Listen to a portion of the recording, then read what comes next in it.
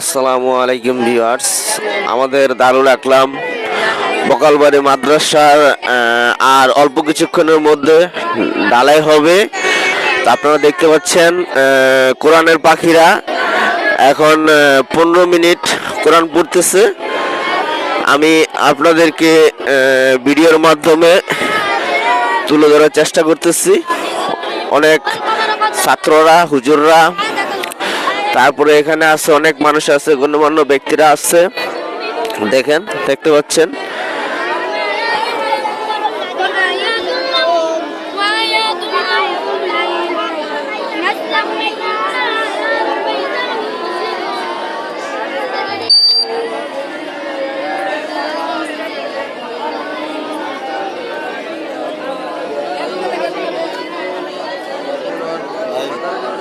না এত